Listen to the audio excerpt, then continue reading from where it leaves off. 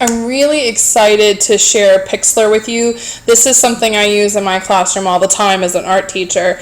I am on a very small budget and my school cannot afford licensing for Photoshop. So this is sort of like an online Photoshop, and there's different options. The first one I want to show you is the Pixlor-o-matic Playful. So if I click there, this is really simple, and I've already uploaded an image. And what I can do is I can click and I can add fonts by typing things.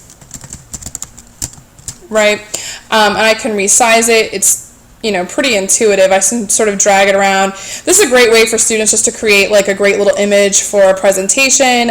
Students love memes or memes. I've heard it used both ways, so it's also a great way to do that. So this is just the sort of simplified version. Now, if you go back over to Pixlr and you say I want advanced, what will open up is something like this. This is almost exactly the same interface that Photoshop uses. Now, it doesn't have as many tools as Photoshop, but for students who are going to end up going into creative areas, whether they're going to study art in high school or college, or maybe that they love Photoshop but they don't have it at home because it's a pretty expensive program, this is a great way for them to do it. So they can start with a new image or open image from computer.